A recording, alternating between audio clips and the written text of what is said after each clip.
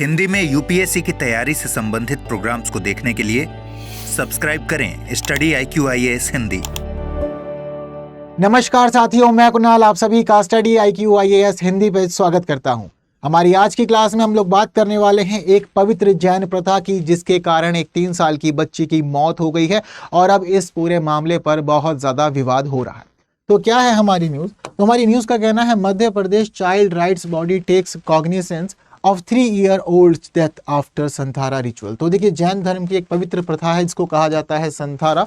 पर संथारा प्रथा के कारण एक 3 साल की बच्ची की जान चली गई है और मध्य प्रदेश चाइल्ड राइट बॉडी का फिलहाल ये कहना है कि देखिए, हम इस पूरे मामले पर संज्ञान लेंगे और संज्ञान लेकर के आगे की कार्यवाही भी करेंगे। तो एक महत्वपूर्ण मामला अपने आप में ये चल रहा है। तो आज की क्लास में क्या क्या शामिल है, आज हम लोग पढ़ने वाले हैं चर्चा में क्यों, क्या है मामला, संथारा जैन प्रथा, संथारा प्रथा के ग्रंथ और कानूनी वैधता, ये सब कुछ हम लोग जानेंगे समझेंगे। पर पढ़नेंगे हम लोग एक इन्फॉर्मेशन शेयर कर लेने के बाद, दरअसल स्टडी IQ आप लोगों की तैयारी को अच्छा बनाने के लिए एक नया कोर्स शुरू करने वाला है, जो है हमारा P2I कोर्स या P2I बैच।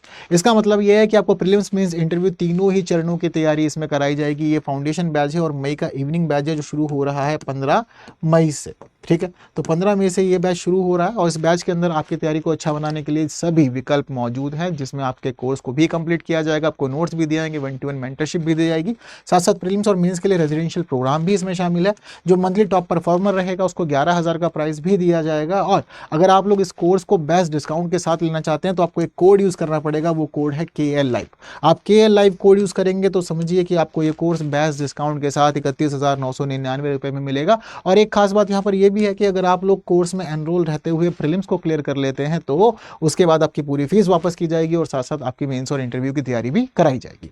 तो इंपॉर्टेंट है, आप स्टडी IQ का कोई भी कोर्स लेने के लिए KL Live कोड यूज कर सकते हैं, आपको बेस्ट डिस्काउंट इस पे मिल जाएगा।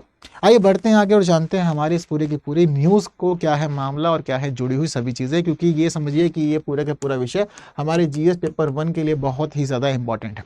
तो मध्य प्रदेश में एक बाल अधिकार संस्था ने 3 वर्षीय बच्ची जिसका नाम है वियाना जैन, उसकी मौत पर संज्ञान लिया है और संज्ञान लेते हुए कहा है कि भाई फिलहाल वो जिला प्रशासन, यानी जो इंदौर का जिला प्रशासन है, उस जिला प्रशासन से इस पूरे के पूरे मामले पर जवाब मांगेगा। जवाब क्यों मांगेगा? क्योंकि ये जो बच्ची है वियाना जैन की मृत्यु हो गई है, क्योंकि इस बच्ची को संथारा दिया गया था, संथारा में दीक्षित किया गया था। अब देखने वाली बात यहाँ पर ये है कि वैसे तो ये एक पवित्र जैन अनुष्ठान है या फिर जैन प्रथा है, और ये प्रथा एक उपवास की प्रथा है, यानी कि जब कभी आप ये चाहते हैं कि आप मृत्यु को गले लगा लें, आप स्वयं अपनी मृत्यु का चयन करते हैं, तो उस दौरान आप संथारा का विकल्प चुन सकते हैं जैन धर्म के तहत। पर अब विवाद का विषय ये हो गया कि 3 साल की बच्ची जिसे अपनी चीज़ों की समझ ही नहीं थी, जो अपने निर्णय नहीं ले सकती थी, उसे संथारा कैसे ही दिया जा सकता था, वो संथारा का चयन कैसे ही कर सकती थी। अब इस पूरे मामले पर विवाद हो रहा है और इसी वजह से हम ये भी देख रहे हैं कि मध्य प्रदेश के बाल अधिकार संस्था इस पूरे के पूरे मामले में शामिल हो गई है। क्या है इससे जुड़ी हुई सभी चीजें, आइए इस पर नजर डालते हैं। तो देखिए, दरअसल जिस 3 वर्षीय बच्ची की इस पूरे के पूरे घटनाक्रम में मृत्यु हो गई है, तो देखिए बच्ची तो देखिए यही है जो आप लोग अपनी स्क्रीन पे देख पा रहे हैं ना, ये वही प्यारी सी छोटी सी बच्ची है वियाना जैन, जिसकी संथारा की वजह से मौत हो गई। बट क्या ऐसा था कि परिवार वालों ने सोचा कि संथारा में दीक्षित कर दिया जाना चाहिए इस बच्ची को? तो देखिए, दरअसल ये जो बच्ची है, ये बच्ची ब्रेन ट्यूमर से पीड़ित थी। दिसंबर के महीने में परिवार को यह पता लगा था कि बच्ची को ब्रेन ट्यूमर है, जिसके बाद उपचार करवाया गया। शुरुआत में चीज़ें पॉजिटिव दिख रही थी, लेकिन बाद में फिर बच्ची की हालत बहुत ज़्यादा खराब हो गई और परिवार को यह सूचना डॉक्टर्स ने पहले ही दे दी थी कि बच्ची जीवित अधिक समय तक नहीं रह सकती है, चीज़ें ठीक नहीं होगी, और बच्ची बहुत ज़्यादा परेशान थी। अब इसी के साथ जब परिवार के लोगों को मेडिकल की तरफ से कोई भी अच्छी पॉजिटिव न्यूज़ नहीं मिल रही थी, कोई इन्फॉर्मेशन नहीं मिल रही थी, कुछ अच्छे संकेत नहीं आ रहे थे, तो उन्होंने फिर अब चिकित्सा क्षेत्र को छोड़कर आध्यात्म को चुना। अब जिस समय उन्होंने आध्यात्म को चुना तो उन्हें एक आध्यात्मिक नेता ने यह सलाह दी कि बच्चे को जैन धर्म के तहत दीक्षित किया जाना चाहिए, संथारा प्रथा में उसको फिलहाल आगे बढ़ना चाहिए, यही एक अच्छा विकल्प हो सकता है। अब इसके बाद जो था, फिर बच्चों के जो माता पिता यानी कि जो बच्ची के माता पिता हैं, वियाना जैन के माता पिता, उन्होंने आध्यात्मिक नेता यानी कि जो गुरु हैं उनकी बात मानी और उनकी बात मान करके उन्होंने भी यही उचित समझा कि ठीक है, बच्ची को संथारा प्रथा के तहत ही दीक्षित कर दिया जाना चाहिए।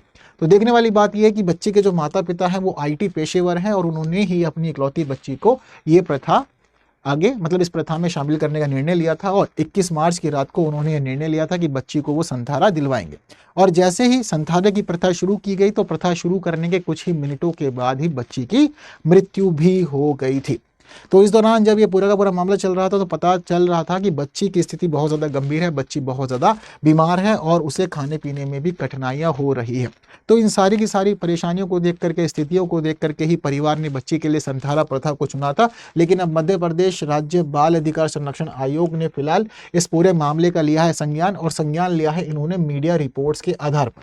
संज्ञान लेते हुए उन्होंने कहा है कि भाई ये इंदौर के जिला मजिस्ट्रेट को नोटिस जारी करेंगे और यहाँ ये जानना चाहते हैं कि एक मासूम 3 साल की बच्ची संथारा के लिए अपनी सहमति कैसे ही दे सकती है, यानी कि उसने अपना इंटरेस्ट कैसे दिखाया, ये यहाँ पर सोचने जानने वाली बात थी। क्या यहाँ पर सभी चीजें किसी और पहलू से जुड़ी हुई तो नहीं थी, यहाँ पर ये फिलहाल जानना चाहते हैं। और 3 साल की बच्ची तो अपनी सहमति दे ही नहीं सकती, वो संथारा को समझती ही नहीं है कि एक्चुअल में वो क्या है। तो ये सारी बातें फिलहाल ये जिला मजिस्ट्रेट से जानना चाहते हैं।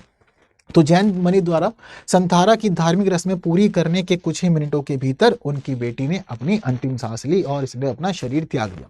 हालांकि इस बच्ची को बहुत ज़्यादा लाइमलाइट तब मिली जिस समय इस बच्ची की एक सर्टिफिकेट की फोटो को सोशल मीडिया पर पोस्ट किया गया। दरअसल golden book of world records ने इस बच्ची के नाम पर एक सर्टिफिकेट जारी किया है और golden book of world record के तहत इस बच्ची के नाम पर विश्व रिकॉर्ड का प्रमाण पत्र जारी किया गया है, जिसमें यह कहा गया है कि ये बच्ची जैन अनुष्ठान संथारा प्राप्त करने वाली दुनिया की सबसे कम उम्र की बच्ची है।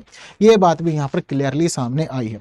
अब सोचने वाली बात यह है कि मतलब इतनी छोटी उम्र की बच्ची के लिए यहाँ पर सर्टिफिकेट भी जारी किया गया, जिससे पता चलता है कि आज तक कभी भी पूरी दुनिया में इतनी छोटी बच्ची ने तो संथारा लिया ही नहीं था। पहली बार ऐसा इंसिडेंट हुआ है, तो इस वजह से मामला भी काफ़ी गंभीर हो गया और कंट्रोवर्सी भी काफ़ी ज़्यादा हो रही है। अब इसी के साथ जरूरी है कि हम लोग इन तस्वीरों को देखें। तो देखिए, जिस सर्टिफिकेट की वजह से ये पूरा का पूरा मामला बहुत संज्ञानों में आया है, सोशल मीडिया पे चीज़ें वायरल हुई हैं, तो ये वही स्थिति थी जब दिया गया है golden book of world records की तरफ से इस बच्ची के नाम पर ये सर्टिफिकेट, एक वर्ल्ड रिकॉर्ड की बात यहाँ पर बताई गई है और यहाँ पे माता पिता भी इस सर्टिफिकेट को लिए हुए दिख रहे हैं हमें। ठीक है, अब जरूरी है कि हम लोग कुछ बातें आगे बढ़ के जान लेते हैं संथारा के बारे में भी, क्योंकि जब बार बार हर जगह पर संथारा का जिक्र हो रहा है तो ये क्या जैन प्रथा है और जैन लोग इस प्रथा का किस प्रकार से इस्तेमाल कर सकते हैं, जैन धर्म में इसका क्या महत्व है, इस पूरे के पूरे पहलू पे जरा एक बार हम लोग नजर डालते हैं। तो देखिए, संथारा जिसे संलेखना और समाधि मरण के नाम से भी जाना जाता है, यानी कि संथारा के 2 और नाम है, इसको हम लोग संलेखना और समाधि मरण के रूप में भी जानते हैं, ऐसा हमें जैन प्रथाएं बताती है। ये एक प्रकार की विधि है जहां व्यक्ति स्वेच्छा से मृत्यु का चयन करता है। तो अब जब आप चाहते हैं कि आप अपनी मृत्यु को गले लगाएं तो उस समय आप इस पवित्र उपवास को करते हैं, उसको कहा जाता है फास्ट अनटू डेथ, यानी कि मृत्यु होने तक आप ना तो कुछ खाएंगे ना पिएंगे। हालांकि अचानक से सब नहीं किया जाता, इसमें कहा जाता है कि आप धीरे धीरे खाना पीना त्याग देंगे और धीरे धीरे खाना पीना त्यागने के बाद आप मृत्यु के आगोश में समा जाएंगे। तो इसलिए इसको कहा जाता है फास्ट अनटू डेथ। इस प्रथा के अनुसार एक व्यक्ति आध्यात्मिक शुद्धि और दुनिया से अलगाव प्राप्त करने के साधन के रूप में मृत्यु तक धीरे धीरे अपने भोजन और पानी का सेवन कम करता है। तो आपको मैंने बताया कि तुरंत नहीं करना है, अचानक सब काम नहीं करना, सब चीजें होंगी बट धीरे धीरे होंगी। धीरे धीरे खाना पीना त्यागेंगे, उसके बाद फिर आपका जो शरीर है उसके लिए माना जाता है कि इस पूरी प्रथा से शरीर की आध्यात्मिक शुद्धि होती है और व्यक्ति का धीरे धीरे दुनिया से लगाव भी हो जाता है। इस प्राचीन प्रथा के तहत जब व्यक्ति को लगता है कि उसका अंत आ गया है तो वह भोजन और पानी और बाकी सभी सांसारिक चीजों को त्याग देता है और मृत्यु की तरफ वो धीरे धीरे आगे बढ़ता है। ऐसा माना जाता है कि इससे आत्मा के कर्म शुद्ध होते हैं और ये व्रत कोई भी व्यक्ति अपनी इच्छा से नहीं ले सकता है। ये सबसे बड़ी और खास बात यहाँ सोचने वाली है। यानी कि ऐसा नहीं है कि मतलब मेरा जब मन कर रहा है तो मैं मृत्यु को गले लगाने के लिए कहूंगा कि मुझे संथारा दे दिया जाए या मैं संथारा लेना चाहता हूँ। आज कैसे जनरली होता है, बहुत बार कई बार डिस्प्यूट हो जाते हैं, कई बार किसी और टेंशन में हम लोग होते हैं, तो जब मन कर लिया कि चुन लेते हैं संथारा और संथारा में आगे बढ़ लेते हैं। तो ये चीज़ें ऐसे नहीं होते। ऐसा नहीं कि बस मन किया है कि आज संथारा ले लिया तो लेने चल लेते हैं और जीवन को समाप्त करेंगे, नहीं। संथारा बेशक जैन धर्म के तहत एक पवित्र प्रथा है, बट जैन धर्म की एक पवित्र प्रथा होने के बावजूद संथारा के लिए कुछ खास नियम हैं और उन खास नियमों के तहत ही सभी चीज़ों को आगे बढ़ाया जाता है। दरअसल 4वीं शताब्दी ईस्वी के आसपास एक महत्वपूर्ण जैन ग्रंथ है, मतलब जो 4वीं शताब्दी ईस्वी के आसपास का ही एक महत्वपूर्ण जैन ग्रंथ है और इस जैन ग्रंथ के बारे में कहा जाता है कि इसको समंतभद्र के द्वारा लिखा गया था और ग्रंथ का नाम है रत्नकरंड श्रावकाचार। अब ये जो ग्रंथ है, ये ग्रंथ संथारा व्रत के और उसके पालन के बारे में काफ़ी सारी जानकारियां हमें देता है और स्पष्ट रूप से व्याख्या करता है। यानी कि समंत भद्र के द्वारा रचित ये जो रत्न करंड श्रवकाचार है, इसमें बताया गया है कि संथारा का एक्चुअल में अर्थ क्या है और कौन व्यक्ति किस समय संथारा ले सकता है। तो इस ग्रंथ में यह बताया गया है कि यह व्रत आत्मा को शरीर से मुक्त करने के लिए लिया जाना चाहिए, लेकिन केवल चरम स्थितियों के दौरान ही। यानी कि बताया गया है कि आपको कब संथारा लेना चाहिए। तो इस ग्रंथ के अनुसार अगर प्राकृतिक आपदा की स्थिति में है आप बहुत अधिक बुढ़ापे में हैं या फिर आप कोई ऐसी बीमारी में हैं जो ठीक नहीं हो सकती, तो ऐसे समय पर आप संथारा को ले सकते हैं। इसके अलावा इसमें एक दृष्टि बाधिता की स्थिति भी है, यानी कि आप एक इस कदर तक ब्लाइंड हो चुके हैं जब आपको चीजें दिखाई नहीं दे रही है। तो जैन धर्म बहुत ही ज्यादा कट्टर माना जाता था अहिंसा के बारे में। तो कहा जाता है कि अगर आपकी दृष्टि नहीं बची है, आप देख नहीं पा रहे हैं, तो उस दौरान भी आपको संथारा ले लेना चाहिए, क्योंकि जब आप देख नहीं पाएंगे तो जाने अनजाने आप कई बार जीवों की हत्या भी कर देंगे, जो कि बहुत ज्यादा गलत है और जैन धर्म के सिद्धांतों के विरुद्ध है। तो अहिंसा के साथ ही जीवन जीना है। तो अगर आप देख नहीं पा रहे हैं तो उस समय भी आप संथारा ले सकते हैं। इस प्रकार की चीजें देखने को मिलती है संथारा से जुड़ी हुई। अब व्रत लेने वाले को अपनी भावनाओं पर इस पूरे मामले में नियंत्रण रखना पड़ता है, यानी कि वो अपनी सारी की सारी भावनाओं को कंट्रोल करेगा। सारा दुनिया का मोह माया जो है उसका वो त्याग कर देगा और त्याग करके सिर्फ और सिर्फ वो अब अपने शरीर को यानी कि आत्मा को परमात्मा में मिलाने के लिए ही आगे बढ़ेगा। भोजन और पानी सब कुछ त्याग करके वो अपनी सारी की सारी संपत्ति त्याग देनी चाहिए उस व्यक्ति को, ऐसा माना जाता है। यानी कि जब कोई व्यक्ति संथारा लेना चाहता हो तो वो अपनी सारी की सारी संपत्ति त्याग दे, मानसिक रूप से प्रियजनों से अपने आप को अलग कर ले। इसके अलावा दुनिया के जितने भी लोग हैं जिसको भी वो लगता है, मतलब उसको ऐसा महसूस होता है कि वो लोग दोषी हैं, तो उन्हें माफ कर देना चाहिए। वहीं बाकी लोग जहाँ पर उसको लगता है कि उसने जिन लोगों के लिए गलती की है वहां से उसे माफी मांग लेनी चाहिए और अपने गलत कर्मों के लिए उसे खेद भी महसूस करना चाहिए, गिल्टी फील करना चाहिए। ये सारी की सारी बातें बताई गई हैं इसी ग्रंथ के अंदर। यह भी बताया गया है कि इन सभी चीजों को कर लेने के बाद व्यक्ति को अपने शांत मन से प्रार्थना पर ध्यान केंद्रित करना चाहिए और धीरे धीरे खाना पीना बंद कर देना चाहिए और मृत्यु तक उपवास करना चाहिए। तो इस प्रकार की होती है ये पूरी की पूरी प्रथा। तो ये जो खास ग्रंथ है, ये खास ग्रंथ बताता है कि किस स्थिति में आपको संथारा लेना चाहिए, किस प्रकार से लेना चाहिए और धीरे धीरे कैसे सभी चीजों को करते हुए मृत्यु तक आगे बढ़ना चाहिए। वो सारी बातें यहाँ पता हमें चल जाती है।